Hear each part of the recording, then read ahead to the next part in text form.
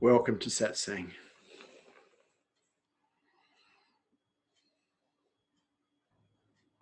Hello, Vishrant. Can you please talk about the topic, why should you risk everything for truth?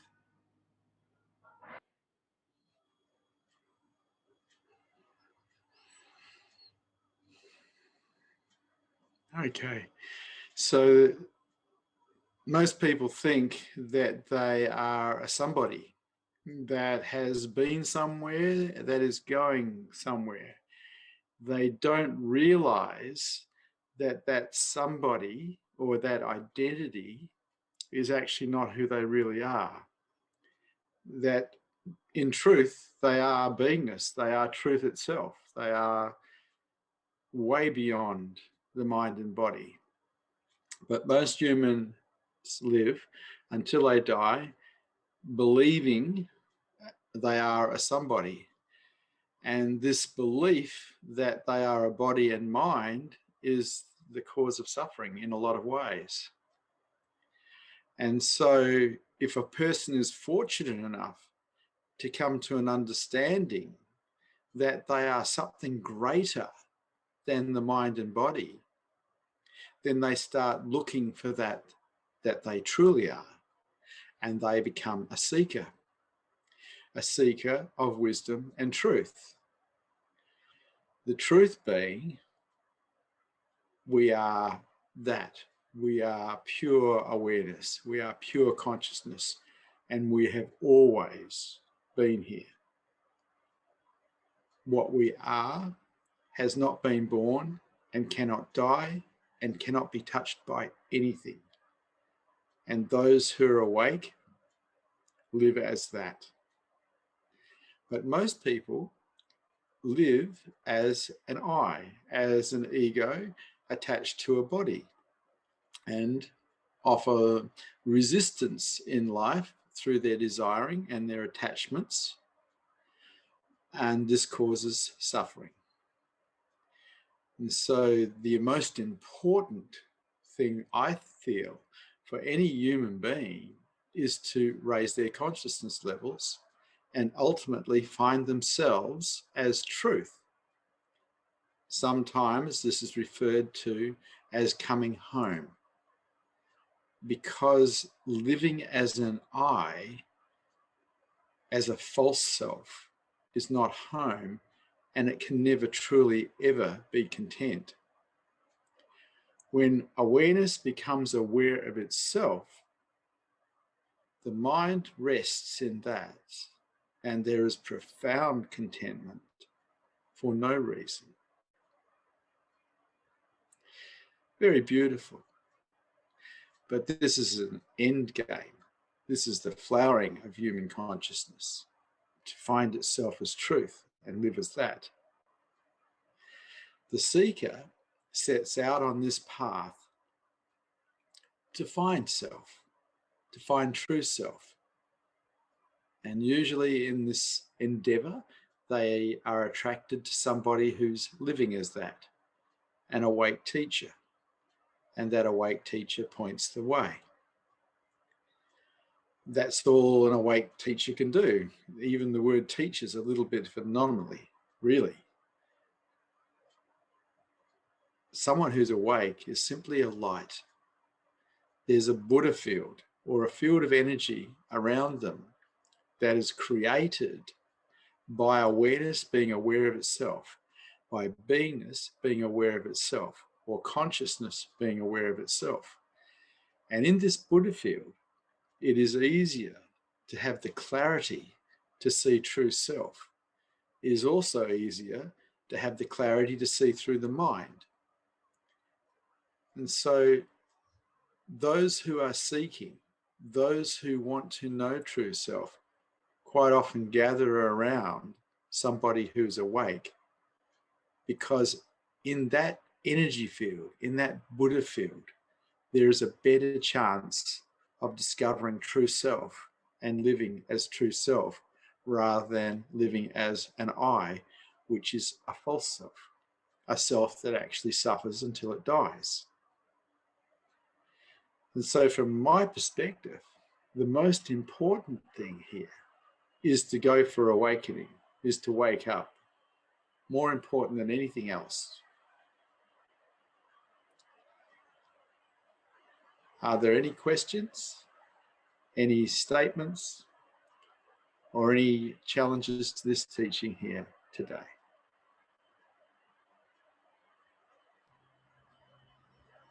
The first question is from Rituraj. Yeah. Rituraj, yes. Hello, Vishrant, can you hear me? I can hear you.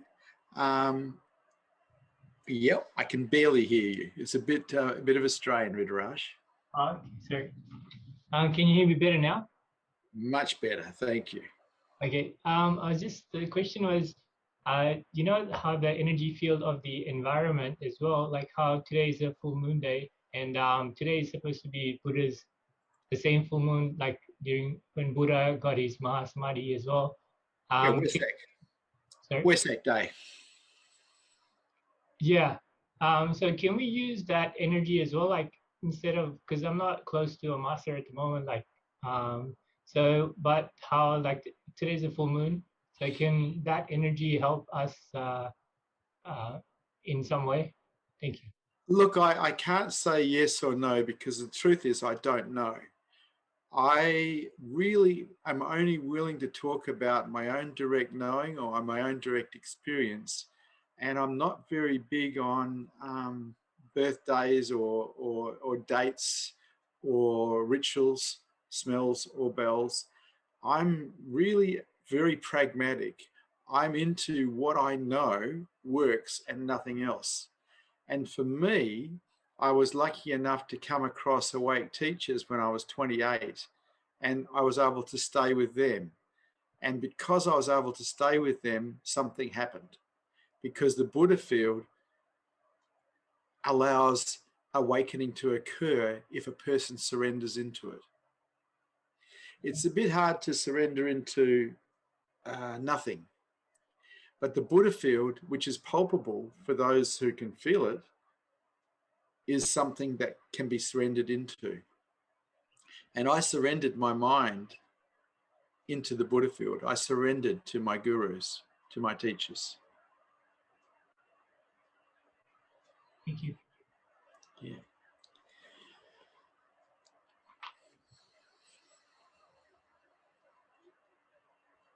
The next question has been written by Averil.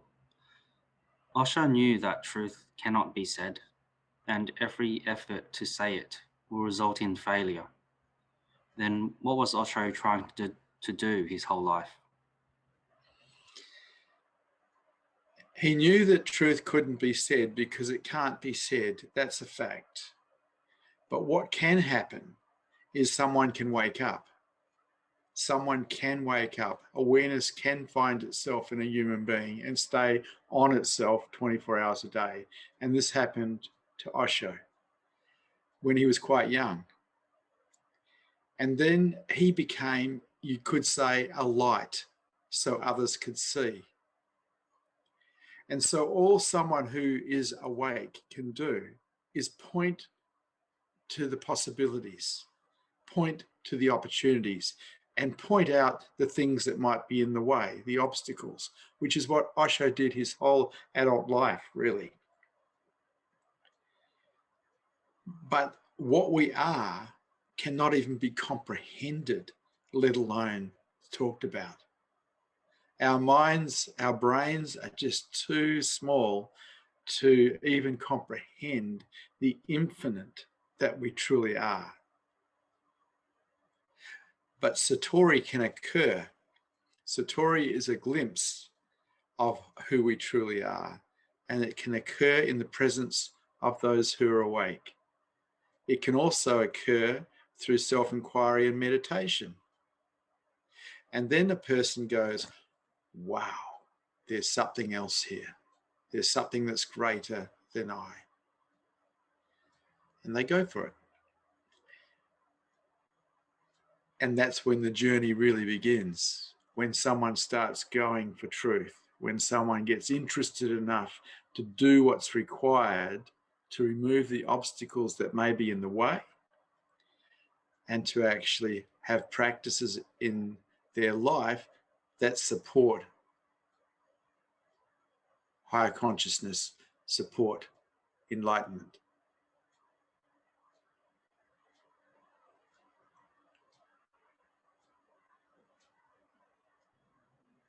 The following question has also been written by Averil.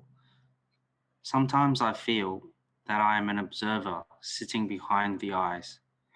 How to overcome this identification? What is aware of the observer? What is that that's aware? You see, the question is, what is aware always? What is that that's aware? So if there's an observer and that's still part of the mind, what is aware of the observer? So we're stepping back one step further again and looking for that that is aware.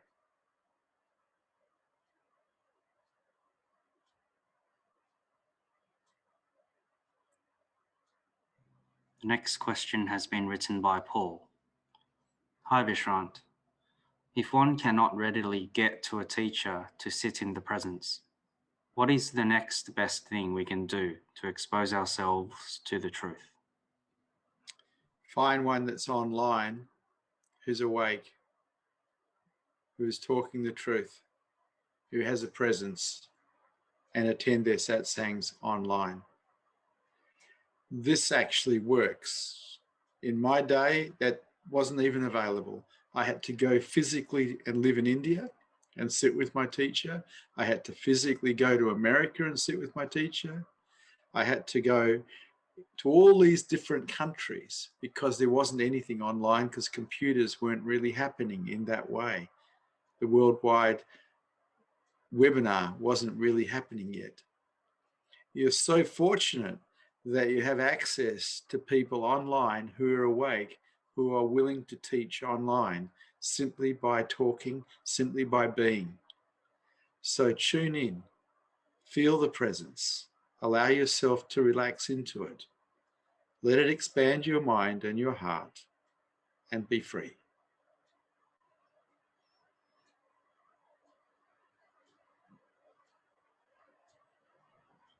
The next question has been written by a viewer.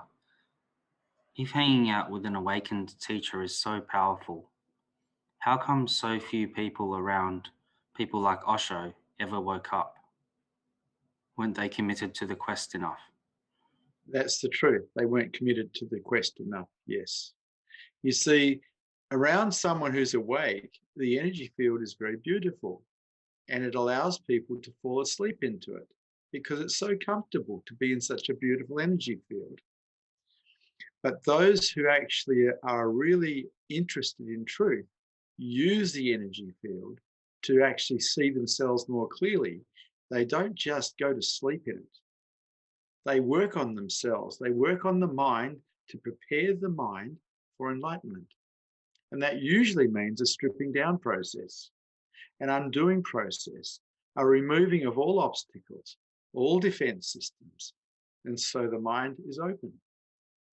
An open mind that is not defended, a vulnerable mind, will support enlightenment.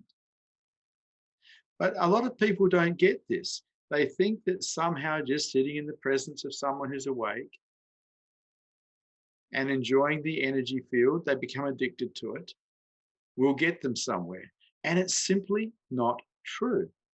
You have to undo you. And that is the work.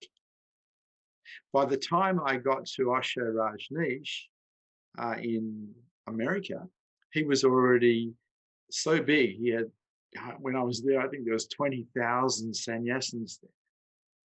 And so I got involved in his mystery school with different teachers who were in the process of helping people undo. And I did about 14 months of that, this undoing process, until there's nothing left, until there's just nothing in the way, until all obstacles that cause contraction and resistance to life have been undone. This is what works. Just sitting in the presence of someone who's awake isn't really enough. You have to take your path.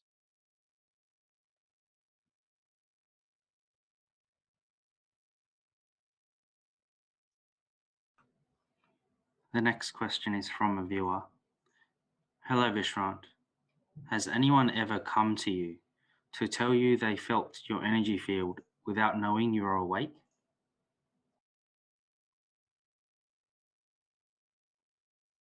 Yes, many times. People feel me. They are attracted to the energy field because it relaxes their mind and makes them feel good. And so that has happened many, many times. Quite often it's inconvenient. If it's happening at a bank or at a supermarket with a cash out girl or guy and they lose their mind, I can stand there for a long time while they re-add things up, recount things, retry to work it out because they've lost their mind. And so I try to step back as far as I can so they can do their job. The energy field is palpable and it affects all of those that come in contact with it.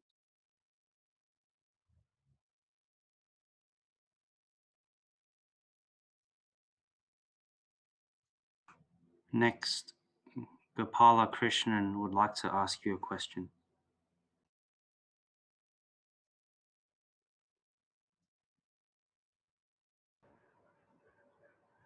Hi, Vishrant. Hello, Gopala. My name is actually Kavita. Gopalakrishnan is my husband's name. It's got recorded. I see. It's got recorded.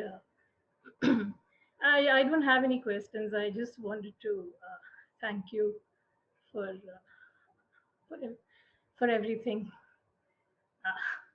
I'm not able to speak. You're very, very welcome. And just let your mind go. Just let it go. You don't have to say anything.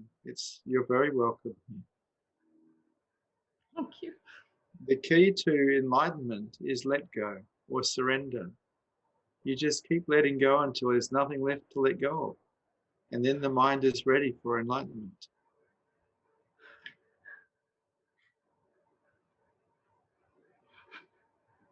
Thank you. Thank you very much.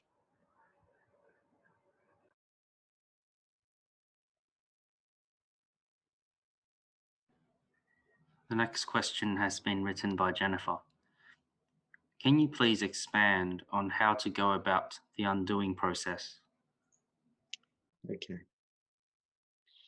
So for me, I became aware when I was 19 that I had a whole pile of belief systems that had been given to me by my parents, by my schooling, by my church, by my government, that weren't actually true.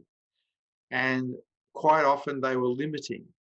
And so I started looking at these belief systems and undoing them. One of the first ones was a belief in victim-orientated thinking, a belief that I could actually be a victim rather than things just happen. I could see that I had to volunteer to be a victim of those things. And my reaction to those things was my responsibility, not the responsibility of whatever was happening. And so in removing the belief system around victim-orientated thinking, I removed a great deal of potential suffering in my life. Because the moment we volunteered to be a victim of a person or a situation, or even ourselves, we are hurting ourselves. And that was one of the first belief systems I saw through and started to undo, because I wasn't prepared to hurt myself.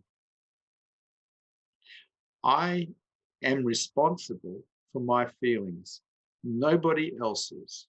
I am not a victim of anything or anyone. Bad stuff may happen, but it's my responsibility whether I turn myself into a victim of that or not. And I don't, because I'm not into my own suffering. Now we're talking from the age of 19, and I'm 67 now. So that's an awful lot of suffering being allayed.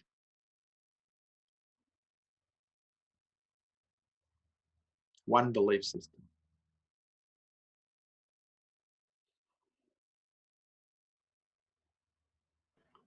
The next question has been written by Daisy.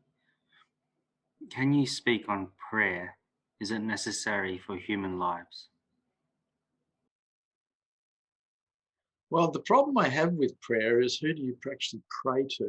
I haven't found anyone yet to pray to. There is beingness, which you could call God because it is everything, but it's not personal. But from time to time, I did have a prayer, and that prayer was, thank you. Thank you for this life. Thank you for this breath. Thank you. That's a pretty good prayer.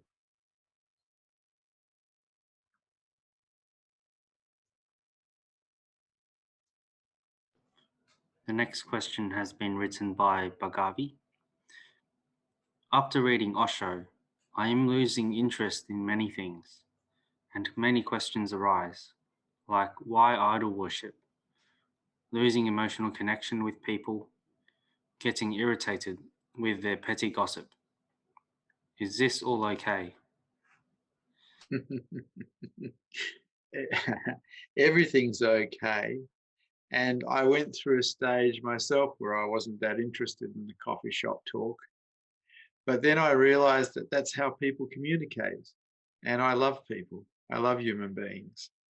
And so I allowed the coffee shop talk as well. You know, humans are lovely to love. The moment we have a prejudice, the moment we have something against them, it kind of cuts us off from the perception of that love. And so it's best to accept people as they are, the good, the bad, and the ugly of it.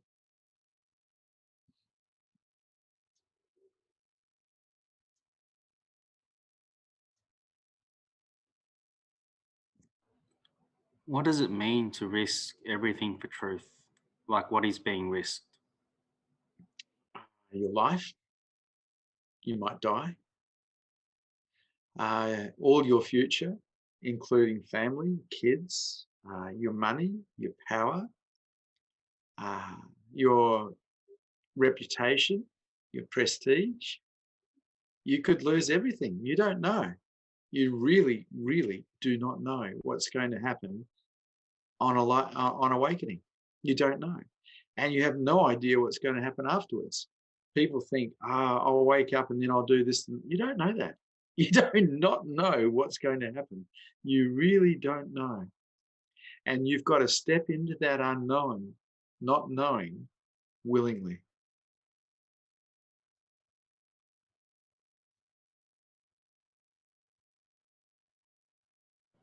That does sound pretty scary. How do I become brave enough to put everything on the line for truth? Well, don't become brave enough. Just keep living the same week over and over again until you die. Don't become brave enough. Don't do anything. It's up to you. No one's going to force anyone to do anything here. It's totally up to you. You're either interested or you're not. From my understanding of life as a human being, it's very repetitive. People keep themselves busy so they don't notice the repetitiveness nature of it, but it's very repetitive. Same thing over and over again. It's up to you. If you go for higher consciousness, things change a great deal, but that's completely up to you. No one can make you do it.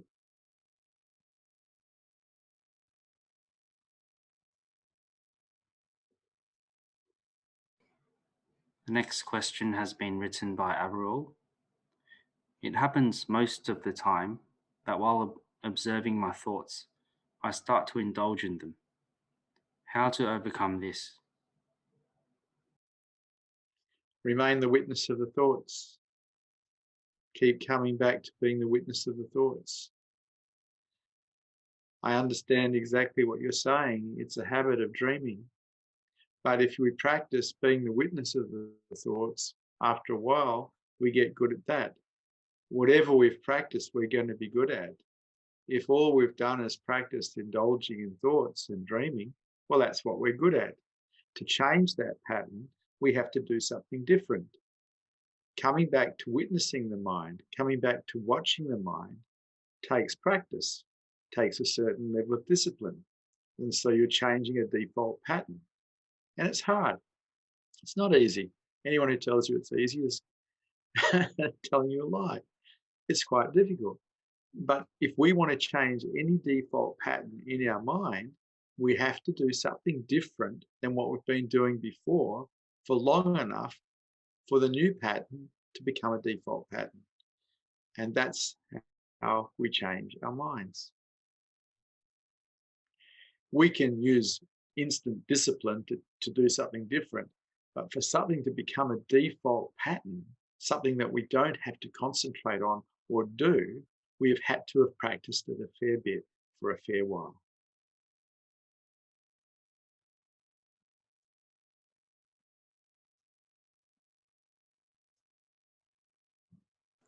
The following question is from a viewer. Following on from a previous question, I'm also interested in how to get enough lift-off to have enough courage to go through and into this process of finding and living truth. Can you please expand?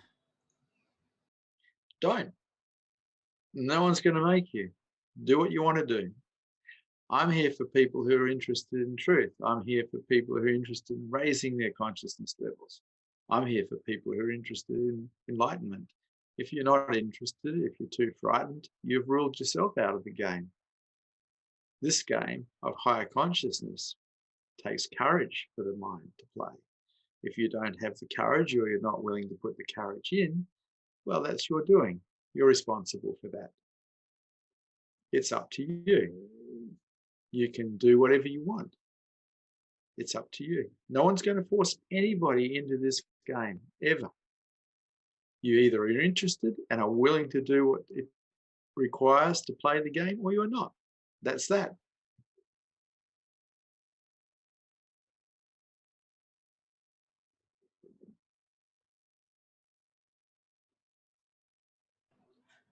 What keeps humans living as an ego, even though they may have discovered their true nature in the past?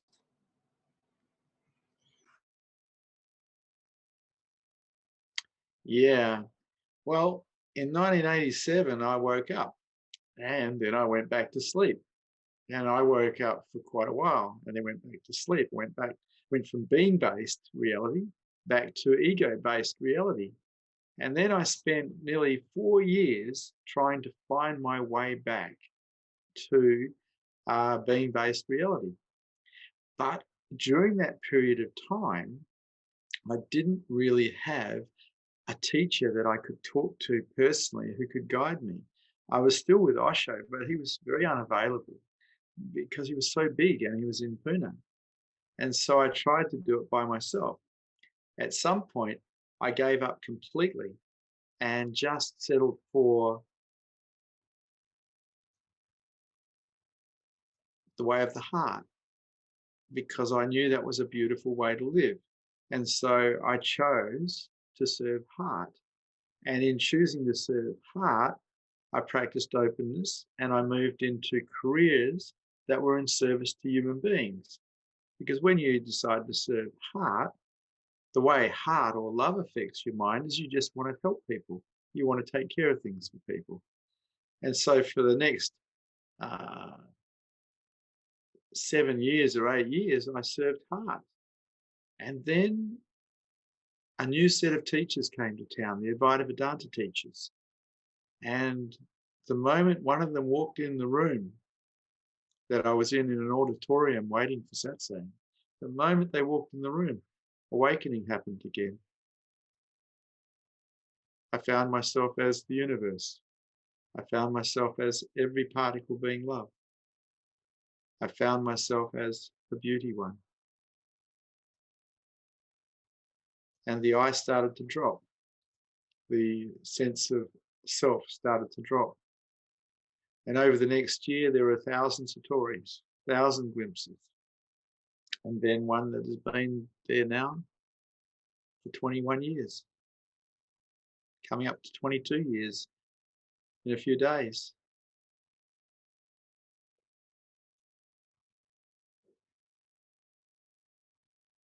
But the work was done.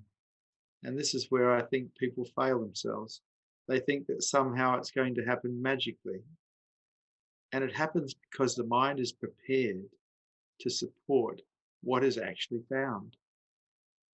A mind that is still contracting against life, still resisting life, has not been prepared. It is that simple.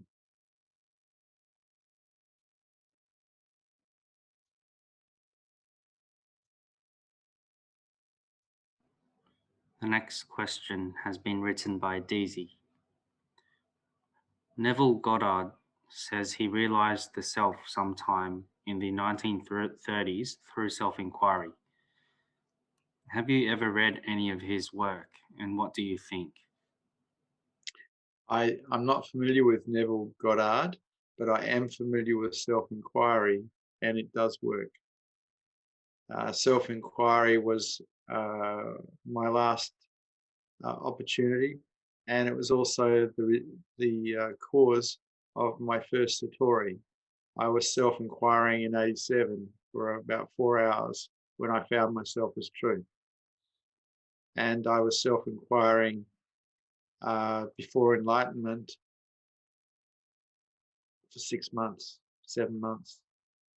Every thought was challenged. What's aware? What's aware of this thought? And so I am a firm advocate of self-inquiry. But self-inquiry alone is not enough. The mind needs to be stripped of all the obstacles that create contraction and resistance to the world, so it is prepared to support what is found through self-inquiry.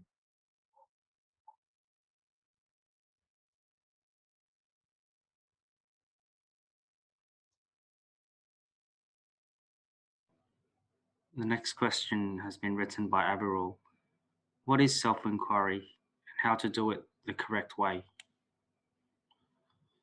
Right. So a thought arises, any thought, and the question is, what's aware? It is not given an answer. You don't answer the question. The mind doesn't answer. It waits. And if another thought arises, then the question arises again. What's aware? Or who's aware? And this goes on continuously until that is aware becomes aware of itself. I did this for all day long, pretty much for about 6 months. Every thought was challenged. What's aware?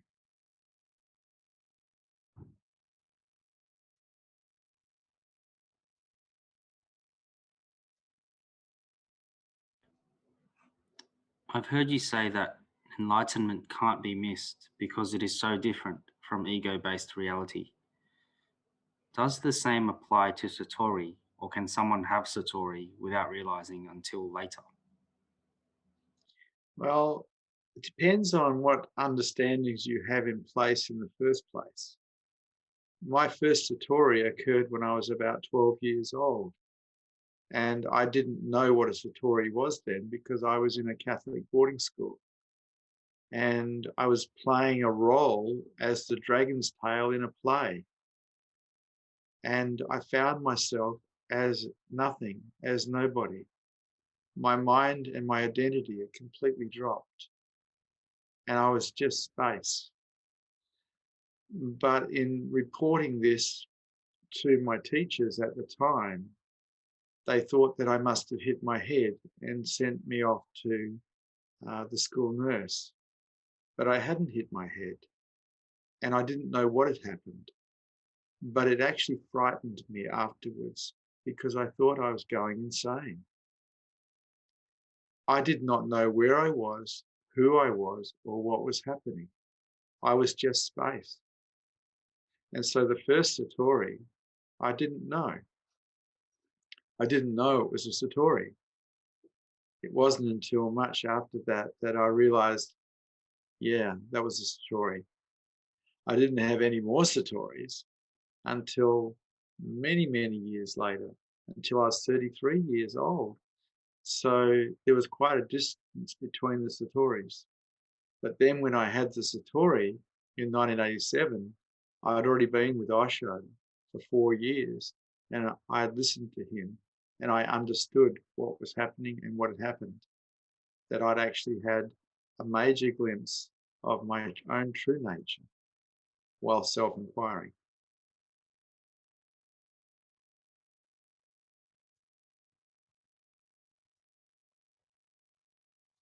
Next, Abe would like to ask a question. Hello, Abe. Hi, Vishrant. Osho talks about witnessing as in 3 stages, like witnessing the body, then witnessing the mind, then witnessing the feelings or emotions. Your teachings are like witnessing the mind. So the witnessing the body is not required, or we can, even if it's required, we can straight away go to the witnessing of the mind. Well, you can go straight to witnessing the mind. I mean, witnessing the body is actually easier than witnessing the mind. And then witnessing the emotions is a little difficult, more difficult than witnessing the mind in a way, because people get caught in their emotions. They start to put story to how they're feeling, and once again get caught in dream rather than witnessing. So Osho's right. You can witness the body, then witness the mind, then witness the emotions. My process was more or less just witnessing the mind, because I considered emotions part of the mind. I didn't consider them separate from the mind. Okay. Thank you very much. Okay. Nice to talk to you, Abe. Thank you.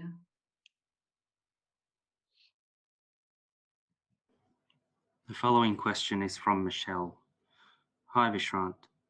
Can you please tell me if openness, the openness that you talk about, and spaciousness that Osho talks about, are they the same thing? Thank you. No, they're different. They're different, actually. I'm talking about openness of a mind, which can lead to an experience of beingness. And sometimes that's described as spaciousness.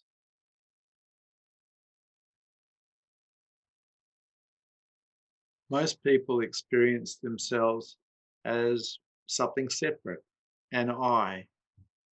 In openness, true openness, the I drops. You're just there witnessing. But at this stage, the witness, the pure awareness that's here, is not aware of itself. When it becomes aware of itself, there is a sense of vast spaciousness of being everything at once. And so I think that Osho may have been talking about that, but he spoke in so many different ways about so many different things. It could be anything. And quite often he was contradictory, depending on who he was talking to about whatever subject. For me, the mind can be spacious, but that's still inside the mind. But beingness itself can be seen as spacious as well. And so right now, in this moment, there is just vast nothingness. There is just vast, vast emptiness. And it is everything. And it is self, true self.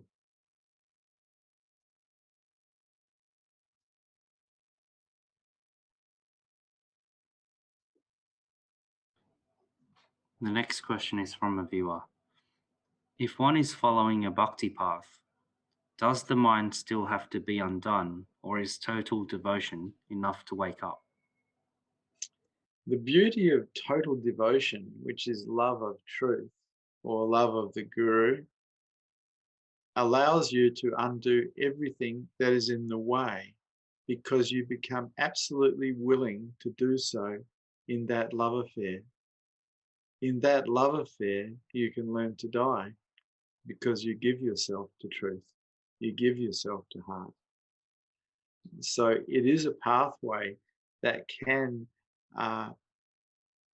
create an environment for enlightenment, but only if the mind is still undone, only if the mind itself surrenders unconditionally, lays itself down, and usually that requires removing the obstacles that are in the way of that occurring.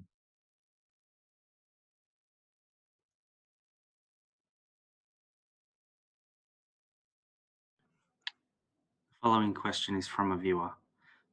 I've heard that enlightenment is an accident, and that meditation and self-inquiry won't lead to enlightenment, but may make one more accident-prone. Can you comment on this, please? I agree totally. Enlightenment is an accident that occurs when you least expect it. And so for me, the first time I experienced a major Satori, I'd been self-inquiring while walking on the foreshore along a river. And I'd been self-inquiring for 4 hours. And I was just asking the question, who am I? And suddenly there was this echo that echoed back and back and back and back. And there was just nothing, nothing, nothing, nothing, nothing. And then suddenly the universe as self. It was an accident that happened when my mind was relaxed while asking the question, who am I? I think all Satoris are accidents. I don't think the mind can produce a Satori, but it can put itself in the right place to support one.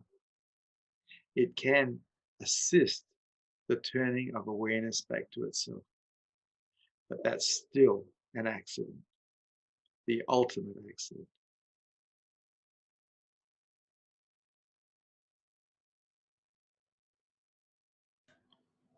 The next question has been written by Bhagavi. Is Satori the same experience as Kundalini awakening? Truthfully, I can't answer that because I have not experienced the Kundalini awakening before enlightenment. I experienced in the body the Kundalini. I experienced the energy field that goes from the base chakra all the way to the crown and blows through. But that happened after enlightenment, not before. And so with the yogic practices that encourage that, I wasn't really involved in that, so I can't actually make a comment about it.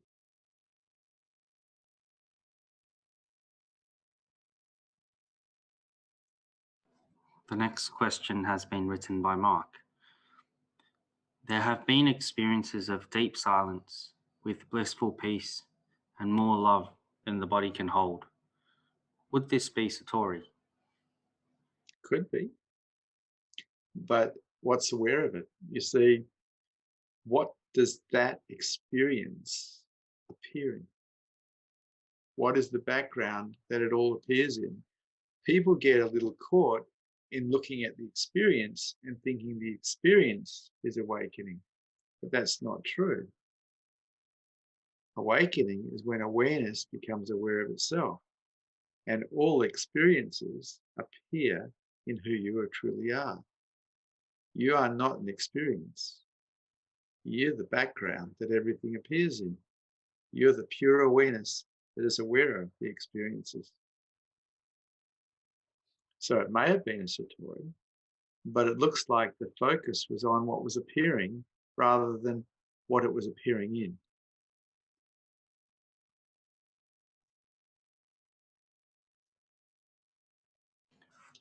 We are the sky. We are the sky. And clouds come and they stay a while and they go. We are the sky. We remain.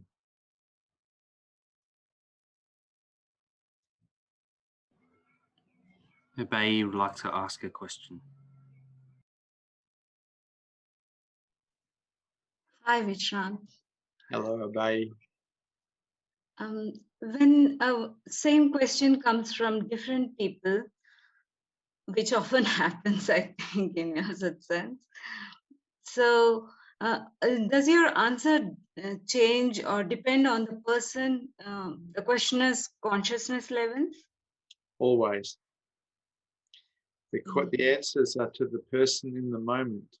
And this is why there's contradiction from time to time. because the answer is appropriate to that person in that moment. And it may not even be appropriate to the same person in the next moment. And so when you read Osho's Darshan Diaries, you'll notice that he contradicts himself from one page to the next because he's talking to different people at different times.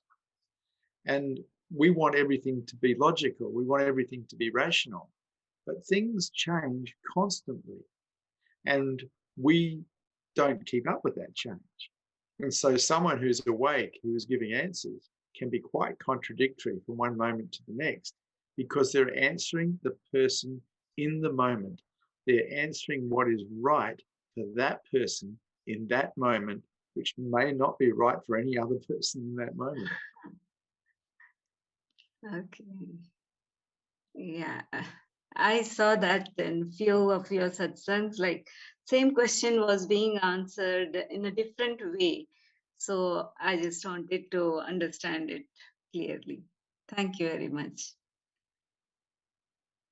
There is another explanation also, and that is that some people can hear a deeper level of the answering, and some people can only hear a shallow end of the answering.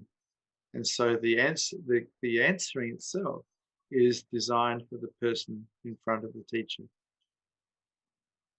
Okay. Thank you very much. Thank you.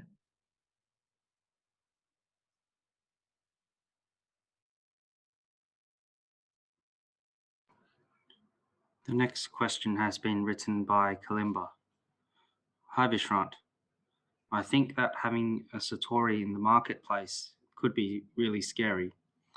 If the experience you had and then the confusion it caused at school is any indication. Can you comment on this? Thanks. Yeah, it can be very much so a very frightening experience because it's an out of the mind experience. And a person can think, oh, there's something wrong with my mind. There's something happening here.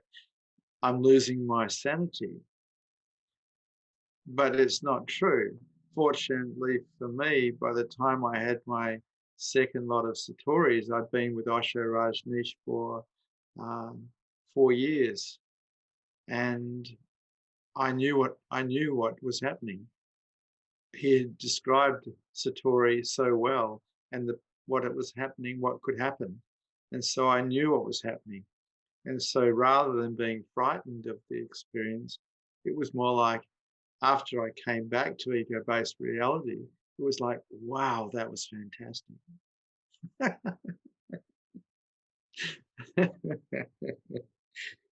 But Satori has been ongoing for nearly 22 years now, continuously. It's ordinary. You see, people have Satoris and they think they're special, but knowing who we are is actually ordinary. It's the truth.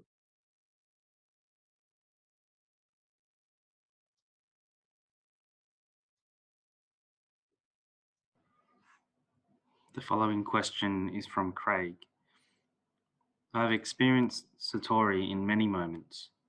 It is attractive and can observe now I desire this. How to let this desire go? I wouldn't let the desire go because the desire is the desire for truth. It's the desire for freedom. It's the desire for enlightenment. And that's the only desire that's actually worth having. Because with that desire, you'll eventually do whatever it takes to support enlightenment. That desire or that thirst for truth is a requirement for those who are waking up. Ramana Maharshi himself said that the desire for truth needs to be similar to that of a man being held underwater, starving for air.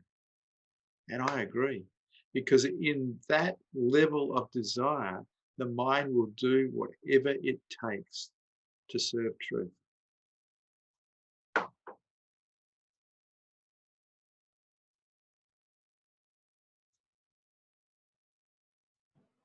The next question has been written by Averil. Can psychedelics help in becoming enlightened? Yes and no.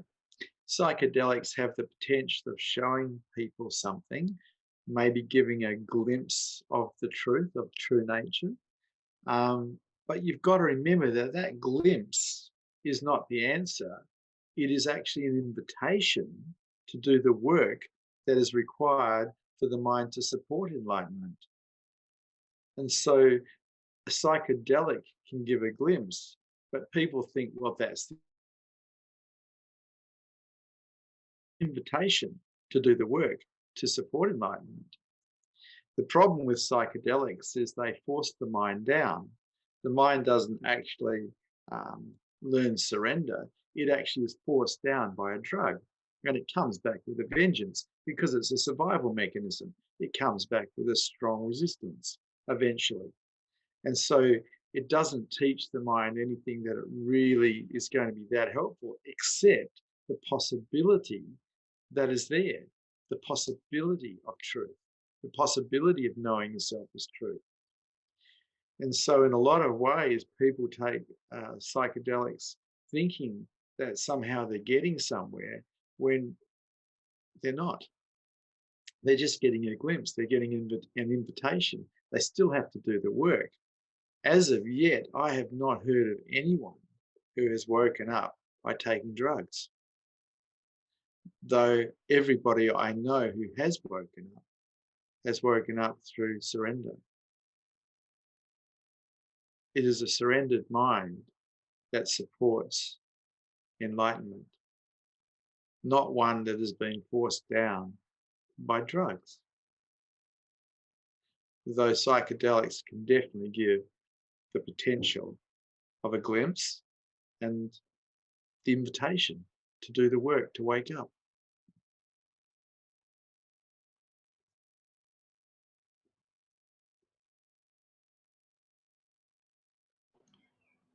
The following question is from a viewer. Are there any books or TV shows you would say represents or explains enlightenment well? Thanks.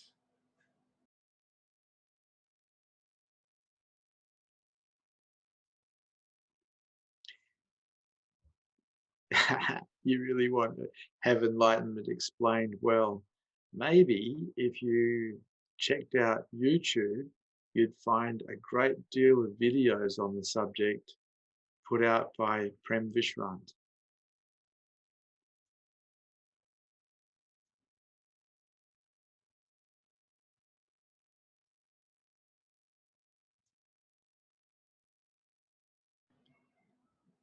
I've heard other teachers talking about having Satoris at a young age also. Do you know why you had a Satori at such a young age? And do you think this kind of experience is necessary for enlightenment? On looking back and remembering hundreds of past lives and remembering that I had done this so many hundreds of times before, that I have been a seeker in every life, it wasn't that surprising that Satori started at a young age, because they would have been happening before.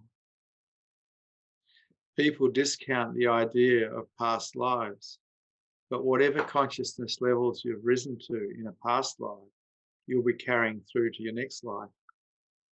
And whatever detriment you have, you'll also be carrying through. We carry our karma with us from life to life. And so someone who wakes up at a very young age has done this before. This is not their first time round, and they were ready.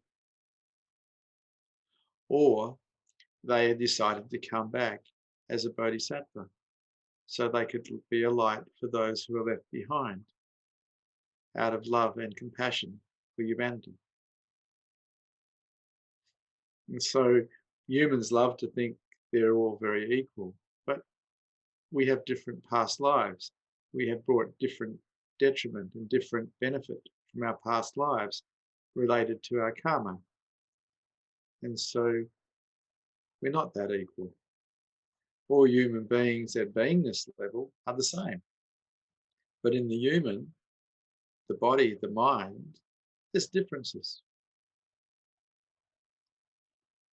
If you go along to a monastery and ask the monks, the Ajahn, what can I do towards enlightenment? More than likely, he's going to say, become generous. Because in becoming generous, you develop good karma. In becoming kind, in becoming lovely, you develop good karma. And in a lot of ways, it's all karmic. And so people ask me about the accident of enlightenment. Well, it is an accident, but it's also karmic. What you put into life, you are going to get back. It's up to you. Be kind, be generous, be lovely. This is best.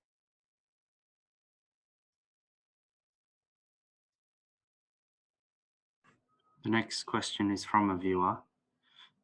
Does your Buddha field affect electrical components? Gee, I hope not.